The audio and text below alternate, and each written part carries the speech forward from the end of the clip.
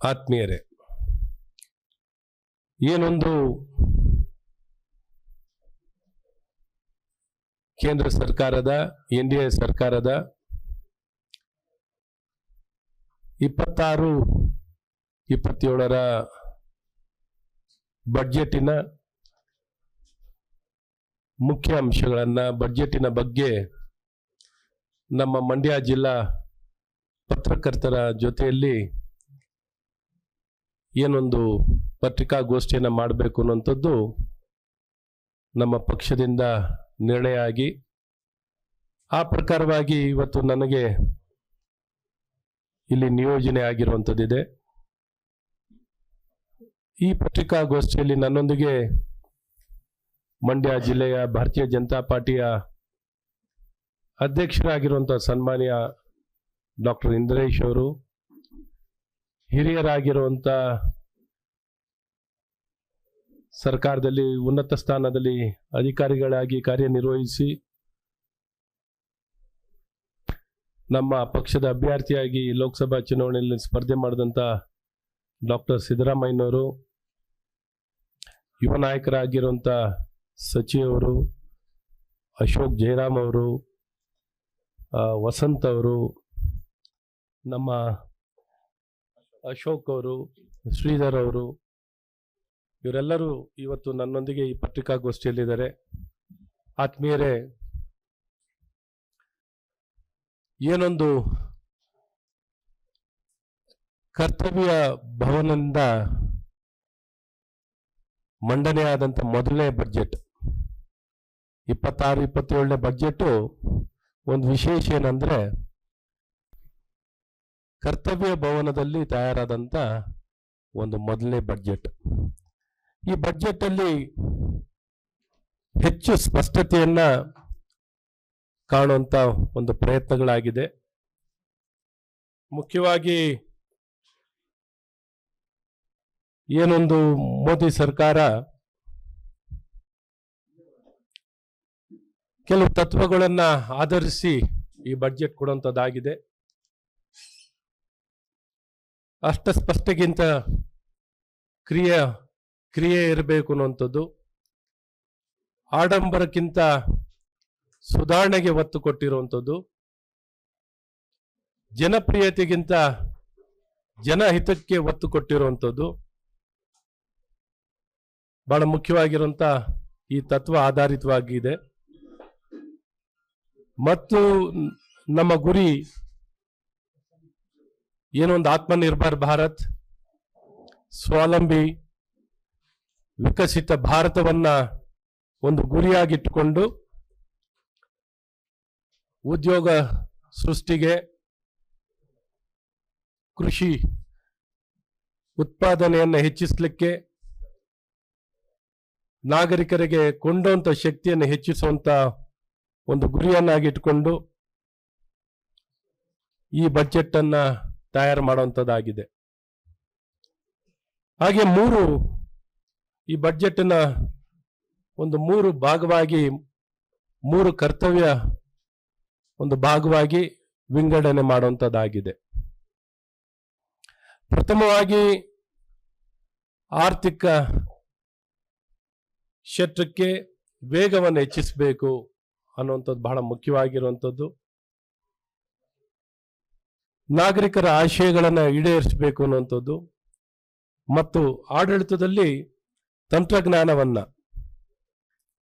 ಹೆಚ್ಚಾಗಿ ಅಳವಡಿಸ್ಕೋಬೇಕು ಅನ್ನುವಂಥದ್ದು ಬಹಳ ಮುಖ್ಯ ಗುರಿಯನ್ನಾಗಿ ಈ ಬಜೆಟ್ ಅಲ್ಲಿ ಒಂದು ಆಧಾರ ಸ್ತಂಭಗಳಾಗಿರುವಂಥದ್ದಿದೆ. ಇವತ್ತು ಈ ದಿಕ್ಕಿನಲ್ಲಿ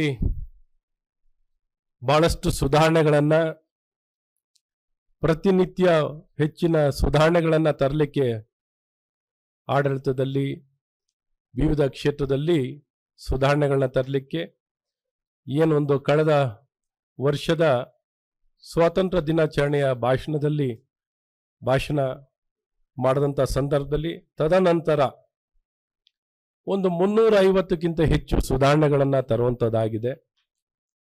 ಈ ಸುಧಾರಣೆಗಳ ಆಧಾರಿತವಾಗಿ ಈ ಬಜೆಟ್ ಮಾಡುವಂಥದ್ದಾಗಿದೆ. ಹಾಗಾಗಿ ವಿಶೇಷವಾಗಿ ಏನೊಂದು ನಿಯಂತ್ರಿತ ಸುಧಾರಣೆಗಳ ಸಮಿತಿ, ಜನ್ ವಿಶ್ವಾಸ್ ಕಾಯ್ದೆ, ಬ್ಯಾಂಕಿಂಗ್ ಸುಧಾರಣೆ ಬಹಳ ಪ್ರಮುಖವಾಗಿರುವಂತಹ ಸುಧಾರಣೆಗಳಲ್ಲಿ ಈ ಮೂರು ಬಹಳ ಪ್ರಮುಖವಾಗಿರುವಂತಹ ಒಂದು ಸುಧಾರಣೆಗಳಾಗಿದೆ. ಈ ಸುಧಾರಣೆಗಳನ್ನ ತಂದರೆ ಹೆಚ್ಚು ಕಡಿಮೆ ಬೇರೆ ಬೇರೆ ease of doing business, ease of living, ಏನೊಂದು ಜೀವನ ಸುಲಭಗೊಳಿಸಲು ಮಾಡಲಿಕ್ಕೆ ಬೇಕಾಗಿರುವಂಥ ಮೂಲಭೂತವಾಗಿರುವಂಥ ಒಂದು ತಳಪಾಯವಾಗಿರುತ್ತೆ. ಹಾಗೆ ನಿಯಂತ್ರಣ ಸುಧಾರಣೆಗಳ ಸಮಿತಿ ಮಾಡಿರುವಂಥದ್ದು ಇನ್ನೂ ಹೆಚ್ಚು ನಿಯಂತ್ರಣದಲ್ಲಿ ಏನೇನೆಲ್ಲ ಅಡಚಣೆಗಳಿದೆಯೋ ಅದನ್ನೆಲ್ಲ ತೆಗೆದುಹಾಕುವಂಥದ್ದು, ಡಿಕ್ರಿಮಿನಲೈಸ್ ಮಾಡುವಂಥದ್ದು, ಇವೆಲ್ಲ ಬಹಳಷ್ಟು ಒತ್ತು ಕೊಡುವಂಥದ್ದಾಗಿದೆ. ಹಾಗೆ ಏನೊಂದು ಆರ್ಥಿಕ ಬೆಳವಣಿಗೆ ಮತ್ತು ಹಣಕಾಸಿನ ಶಿಸ್ತು, ಈ ವಿಚಾರದಲ್ಲಿ ಹೆಚ್ಚಿನ ಸ್ಥಿರತೆಯನ್ನು ಕೊಡ್ಲಿಕ್ಕೋಸ್ಕರ ಅಸ್ಥಿರ ಜಗತ್ತಿನ ಪರಿಸ್ಥಿತಿಯಲ್ಲೂ ಮೋದಿ ಸರ್ಕಾರ ಸುಮಾರು 7% ಆರ್ಥಿಕ ಬೆಳವಣಿಗೆಯನ್ನ ಸಾಧಿಸಿರುವಂಥದ್ದಿದೆ. ಫಿಸಿಕಲ್ ಡಿಫಿಸಿಟ್ 26-27ರಲ್ಲಿ ಕಳೆದ ಬಡ್ಜೆಟ್ ಅಲ್ಲಿ 4.5 ಇತ್ತು ಫಿಸಿಕಲ್ ಡಿಫಿಸಿಟ್. ಈ ಬಡ್ಜೆಟ್ ಅಲ್ಲಿ ಅದನ್ನ 4.3ಗೆ ಕಮ್ಮಿ ಮಾಡುವಂಥದ್ದಾಗಿದೆ. ಹಾಗೆ ಡೆಪ್ಟ್ GDP ರೇಷು, ಡೆಪ್ಟ್ GDP ರೇಷುನಲ್ಲಿ ಕಳೆದ ವರ್ಷ 56% ಇತ್ತು, ಈಗ 55%ಗೆ ತರುವಂಥದ್ದಾಗಿದೆ. ಅದಲ್ಲದೆ 2030-31ರ ಒಳಗೆ ಅದನ್ನು 50%ಗೆ ಇಳಿಸುವಂಥದ್ದಾಗುತ್ತೆ. ಡೆಪ್ಟ್ ಮತ್ತು GDP ರೇಷುವನ್ನು ಒಂದು 2030 ಒಳಗೆ ಒಂದು 50%ಗೆ ಇಳಿಸುವಂಥ ಪ್ರಯತ್ನವನ್ನು ಒಂದು ಗುರಿಯನ್ನಾಗಿ ಇಟ್ಕೊಂಡು ಈ ವರ್ಷನೂ 1% ಕಮ್ಮಿ ಮಾಡುವಂಥದ್ದಾಗಿದೆ. ಹಾಗೆ ಗಾತ್ರ, ಹಾಗೆ ರಾಜ್ಯಗಳಿಗೆ ಅನುದಾನ 16ನೇ ಹಣಕಾಸಿನ ಆಯೋಗದ ಶಿಫಾರಸಿನಂತೆ ರಾಜ್ಯಗಳಿಗೆ ಒಂದು 41% ತೆರಿಗೆ ಪಾಲು ಮತ್ತು ನಮ್ಮ ರಾಜ್ಯಕ್ಕೆ 1,40,000 ಕೋಟಿ ಅನುದಾನ ನೀಡಲಾಗುತ್ತದೆ. ಇನ್ನ ಮುಂದುವರೆದ ಭಾಗವಾಗಿ ಗಾತ್ರ ಕಳೆದ ವರ್ಷ 50,65,000 ಗಾತ್ರದ ಒಂದು ಬಡ್ಜೆಟ್ ಆಗಿತ್ತು. ಈ ವರ್ಷ 53,50,000 ಗಾತ್ರದ ಬಡ್ಜೆಟ್ ಅನ್ನು ಮಂಡಿಸುವಂತದ್ದಾಗಿದೆ. ಕಳೆದ ವರ್ಷಕ್ಕಿಂತ ಒಂದು 3 ಲಕ್ಷ ಹೆಚ್ಚು ಕಡಿಮೆ ಒಂದು 3 ಲಕ್ಷ ಕೋಟಿ ಹೆಚ್ಚು ಸೈಜ್ ಆಫ್ ದ ಬಡ್ಜೆಟ್ ಅನ್ನು ಕೊಡುವಂಥದ್ದಾಗಿದೆ. ಹಾಗೆ ಮಧ್ಯಮ ವರ್ಗಕ್ಕೆ ಏನೊಂದು ಇನ್ಕಮ್ ಟ್ಯಾಕ್ಸ್ ಬೆನಿಫಿಟ್ ಅನ್ನ 12 ಲಕ್ಷ ರೂಪಾಯಿವರೆಗೂ ಕೊಡುವಂಥದ್ದಾಗಿದೆ, ಅದನ್ನು ಮುಂದುವರಿಸುವಂಥದ್ದಾಗಿದೆ. ಹಾಗೆ ವಿವಾದದಿಂದ ವಿಶ್ವಾಸದ ಕಡೆ ಹೆಜ್ಜೆ ಇಡುವಂಥದ್ದಾಗ್ತಿದೆ. ಹಾಗೆ ವಿದೇಶಿ ಆಸ್ತಿ ಬಹಿರಂಗ ಇನ್ನೊಂದು ಮತ್ತೊಂದರಲ್ಲಿ ಸಾಕಷ್ಟು ಏನೊಂದು ಅವ್ರೇನಾರು ಫೈಲಿಂಗ್ ಮಾಡಿಲ್ಲ ಅಂದರೆ ಫೈಲಿಂಗ್ ಮಾಡಲಿಕ್ಕೂ ಸಣ್ಣ ಪುಟ್ಟ ಏನಾರು ಫೈಲಿಂಗ್ ಮಾಡ್ದೇ ಅಮೌಂಟ್ ಇನ್ವೆಸ್ಟ್ಮೆಂಟ್ ಮಾಡಿಬಿಟ್ಟಿರ್ತಾರೆ. ಅದನ್ನು ತಿಳಿಸಿದ್ದಕ್ಕೆ 6 ತಿಂಗಳು ಅವಕಾಶವನ್ನು ಮಾಡಿಕೊಡುವಂಥದ್ದೆಲ್ಲ ಆಗ್ತಿದೆ. ಹಾಗೆ ಆರೋಗ್ಯ ಕ್ಷೇತ್ರದಲ್ಲಿ ರಿಯಾಯಿತಿಗಳು, ತುಂಬ ಡ್ರಗ್ಸ್ಗಳು ನಮ್ಮಲ್ಲಿ ಉತ್ಪಾದನೆ ಆಗಲ್ಲ. ಕ್ಯಾನ್ಸರ್ ಅಂತ ಡ್ರಗ್ಸ್ಗಳಲ್ಲಿ ತುಂಬ ದುಬಾರಿ ಇರೋವಂಥದ್ದಿದೆ. ಅದಕ್ಕೆ ಕಂಪ್ಲೀಟಾಗಿ ಏನು ಇಂಪೋರ್ಟ್ ಡ್ಯೂಟಿ ಎಕ್ಸೆಂಪ್ಷನ್ ಕೊಡುವಂಥ ಕೆಲಸಗಳನ್ನು ಆಗಿರುವಂಥದ್ದಿದೆ. ತುಂಬ ಜನಕ್ಕೆ ಈ ಪ್ರಾಣವನ್ನು ಉಳಿಸ್ಲಿಕ್ಕೆ ಬೇಕಾಗಿರುವಂಥ ಒಂದು ಮೂಲಭೂತ ಒಂದು ಸಹಕಾರ ಕೊಡುವಂಥದ್ದು ಅಥವಾ ಸಹಾಯ ಮಾಡಲಿಕ್ಕೆ ಅನುಕೂಲತೆಯನ್ನು ಮಾಡಿಕೊಡುವಂಥದ್ದಾಗ್ತಿದೆ. ಹಾಗೆ ಒಂದು ಯುವಕರ ಸಬಲೀಕರಣ ಮತ್ತು ದೇಶವನ್ನು ಸದೃಢವಾಗಿ ಕಟ್ಟಬೇಕು ಅಂದರೆ ಶಿಕ್ಷಣ ಕ್ಷೇತ್ರ ಮತ್ತು ಕೌಶಲ್ಯತೆ, ಇದಕ್ಕೆ ಬಹಳಷ್ಟು ಒತ್ತು ಕೊಡುವಂಥದ್ದಾಗಬೇಕು. Education leading to employment and entrepreneurship. ಹಾಗಾಗಿ ಈ ಶಿಕ್ಷಣ ಕೊಡುವಂಥದ್ದು ಎಲ್ಲ ಒಂದು ಕಡೆ ಸ್ಪಷ್ಟತೆ ಇರುವಂಥದ್ದು ಹೆಚ್ಚಾಗಿರಬೇಕು. ನಮಗೆ ಸರ್ವಿಸ್ ಸೆಕ್ಟ್ರಲ್ಲಿ ಇನ್ನು ಹೆಚ್ಚಾಗಿ ಬೆಳಿಬೇಕಾಗಿದೆ. ಸರ್ವಿಸ್ ಸೆಕ್ಟ್ರಲ್ಲಿ ಇವತ್ತು ನಮ್ದು ದೊಡ್ಡ ಶಕ್ತಿ ಇವತ್ತು ಕರ್ನಾಟಕ ರಾಜ್ಯದಲ್ಲಿ ಹೆಚ್ಚು ಆದಾಯ ನಿಮಗೆ ಗೊತ್ತಿದೆ. ಸರ್ವಿಸ್ ಸೆಕ್ಟ್ರಲ್ಲಿ ಒಂದು 65% ಬರ್ತಿದೆ. ಆದರೂ ನಮ್ಗೆ ವಿಶ್ವ ಮಟ್ಟದಲ್ಲಿ ನೋಡಿದಾಗ ಇನ್ನ ನಮ್ಮ ಗಾತ್ರ ಸಣ್ಣದೇ. ಒಂದು ರಾಜ್ಯ ಮಟ್ಟದಲ್ಲಿ ನೋಡಿದಾಗ 65% ತಲುಪಿದ್ವಿ. ಆದ್ರೆ ವಿಶ್ವ ಮಟ್ಟದಲ್ಲಿ ಇನ್ನ ಆ ಗಾತ್ರವನ್ನು ತಲುಪಬೇಕು, 10% ತಲುಪಬೇಕು ಅಂದ್ರೂ 2047 ಒಳಗೆ 10% ತಲುಪಬೇಕು ಅಂತ ಗುರಿ ಸರ್ವಿಸ್ ಸೆಕ್ಟರ್ ಅಲ್ಲಿ. ಬಿಕಾಸ್ ಮುಖ್ಯ ದೊಡ್ಡ ಮಟ್ಟದ ಹಣ ಇರುವಂಥದ್ದು ಸರ್ವಿಸ್ ಸೆಕ್ಟರ್ ಅಲ್ಲಿ. ಸೊ ಈ ಸರ್ವಿಸ್ ಸೆಕ್ಟರ್ ಅಲ್ಲಿ ನಮ್ಮ ಪಾಲು 10% ತಲುಪಬೇಕು.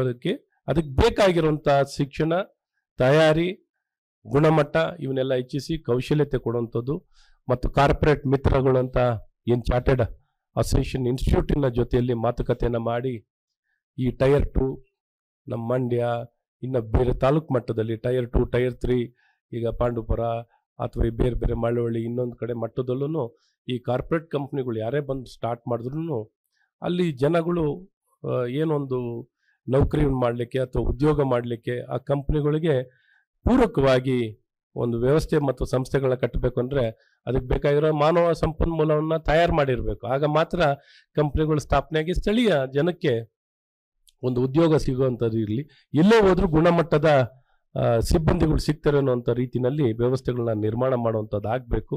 ಅದಕ್ಕೆ ಬೇಕಾಗಿರುವಂಥ ಈ ಎಲ್ಲ ರೀತಿ ತಯಾರಿ, ಎಲ್ಲೇ ಬೇಕಾದ್ರೆ ಬಂಡವಾಳ ಹೂಡಿಕೆಯನ್ನು ಮಾಡಲಿಕ್ಕೆ ಸಾಧ್ಯವಿದೆ, ಎಲ್ಲಿ ಬೇಕಾದ್ರೆ ಎಂಥ ಒಳ್ಳೆ ಕಂಪನಿನ ಮಾಡ್ಬೋದು. ವರ್ಕ್ ಫ್ರಮ್ ಎನಿವೇರ್, ಈ ವರ್ಕ್ ಫ್ರಮ್ ಎನಿವೇರ್ ಅಂತ ನಾವೇನು ಹೇಳ್ತಾ ಇದ್ದೀವೋ, ಈ ಕೋವಿಡ್ ಟೈಮ್ನಲ್ಲಿ work from home, work from anywhere ಅನ್ನೋವಂಥ ಕಾನ್ಸೆಪ್ಟ್ ಯಶಸ್ವಿ ಆಗಿದ್ದು ನಾವು ಕೋವಿಡ್ ಟೈಮ್ನಲ್ಲಿ ನೋಡಿದ್ವಿ. ಅದನ್ನು ನಾವು ಮುಂದುವರಿಸ್ಬೇಕು. ಬರೀ ಕೋವಿಡ್ ಟೈಮ್ ಅಂತ ಅಲ್ಲ, ಇನ್ನು ಮುಂದಿನ ದಿನದಲ್ಲೂ ಈ ಕಾರ್ಯಗಳನ್ನು ಎಂಥ ಕಂಪ್ನಿಗಳು ಎಲ್ಲಿ ಬೇಕಾದ್ರೆ ಸ್ಥಾಪನೆ ಆಗ್ಲಿಕ್ಕೆ ಸಾಧ್ಯವಿರುತ್ತೆ, ಅದಕ್ಕೆ ಬೇಕಾಗಿರೋ ಏನು ಉತ್ತೇಜನವನ್ನು ಕೊಡುವಂಥ ಕೆಲಸಗಳು ಆಗಬೇಕು. ಹಾಗೆ ಮೂಲಕ ಯುವ ಶಕ್ತಿಯ ಸಬಲೀಕರಣವನ್ನು ಮಾಡಲಿಕ್ಕೆ ಬೇಕಾಗಿರುವಂಥ ಇವತ್ತು AVGC animation, visual, graphics, comics ಅಂತ ಅನ್ನುವಂಥದ್ದಿದೆ. ಭಾಳ ದೊಡ್ಡ ಮಟ್ಟದ ಒಂದು ಕ್ಷೇತ್ರ. ಇಲ್ಲೂ ಒಂದು 15,000 ಸ್ಕೂಲ್ಗಳನ್ನು ಮತ್ತು ಕಾಲೇಜುಗಳನ್ನು ಗುರಿಯನ್ನು ಇಟ್ಟುಕೊಂಡು ಮಾಡುವಂಥದ್ದಾಗ್ತಿದೆ. ಮತ್ತು national institute of hospitality, national institute of design ಅನ್ನೋವಂಥದ್ದು ಇವತ್ತು ಎಲ್ಲದರಲ್ಲೂ ಬರುವಂಥದ್ದಿದೆ. ಅದನ್ನು ಸರಿಯಾಗಿ ಅಳವಡಿಸ್ಕೊಂಡಿಲ್ಲ ಲರ್ನಿಂಗ್ ಸಿಸ್ಟಮ್ನಲ್ಲಿ. ಹಾಗಾಗಿ ಲರ್ನಿಂಗ್ ಸಿಸ್ಟಮ್ಲಿ ಇವನ್ನೆಲ್ಲ ಅಳವಡಿಸ್ಕೊಳ್ಳಿಕ್ಕೆ ಬೇಕಾಗಿರೋಂಥ ಕೆಲಸಗಳು ಆಗ್ತಿರೋಂಥದ್ದಿದೆ. ಮತ್ತು ಎಜುಕೇಷನ್ ಟೌನ್ಶಿಪ್, ಎಲ್ಲೆಲ್ಲಿ ಈ ಕಾರಿಡಾರ್ಸ್ ಇರ್ತದೆ, ಬೆಂಗಳೂರು, ತುಮಕೂರು ಮತ್ತು ಚೆನ್ನೈ ಕಾರಿಡಾರ್, ಅಥವಾ ನಮ್ಮ ಬೆಂಗಳೂರು ಮತ್ತು ಮುಂಬೈ ಕಾರಿಡಾರ್, ಇಂಥ ಜಾಗಗಳಲ್ಲಿ ಟೌನ್ಶಿಪ್, ಎಜುಕೇಷನ್ ಟೌನ್ಶಿಪ್ಗಳು ಮಾಡೋಂಥದ್ದಾಗಲಿ, ಸ್ಪೆಷಲ್ ಎಕನಾಮಿಕ್ ಝೋನ್ಗಳು ಮಾಡೋದಾಗಲಿ, ಈ ಸ್ಪೆಷಲ್ ಎಕನಾಮಿಕ್ ಇನ್ವೆಸ್ಟ್ಮೆಂಟ್ ರೀಜನ್ಗಳು ಅಂತ ಮಾಡುವಂಥದ್ದಾಗ್ತಿದೆ. ಈಗ ನಮ್ಮ ಮೈಸೂರು ಎಲ್ಲ ಆಯ್ಕೆ ಆಗಿರುವಂಥದ್ದಿದೆ. ಈ ರೀತಿ ಕರ್ನಾಟಕದಲ್ಲಿ ಒಂದು 5 ನಗರಗಳು ಟೈರ್ 2ನಲ್ಲಿ ಆಗಿರುವಂಥದ್ದು, ಮತ್ತು ಇನ್ನೊಂದು ಡಿವಿಷನಲ್ ಮಟ್ಟದಲ್ಲಿ ಆಗಿರುವಂಥದ್ದು, ಇನ್ನೊಂದು ಬೇಸಿಕ್ ಮಟ್ಟದಲ್ಲಿ ಶಿವಮೊಗ್ಗ, ಈ ತುಮಕೂರು, ಬೇರೆ ಬೇರೆ ಜಿಲ್ಲೆಗಳು ಆಯ್ಕೆ ಆಗಿರುವಂಥ ಇಂಥವು 10 ನಗರಗಳು ಆಯ್ಕೆ ಆಗಿರುವಂಥ ಸ್ಪೆಷಲ್ ಇನ್ವೆಸ್ಟ್ಮೆಂಟ್ ರೀಜನ್ಸ್ ಅಂತ ಮಾಡ್ತಿರೋವಂಥದ್ದಿದೆ.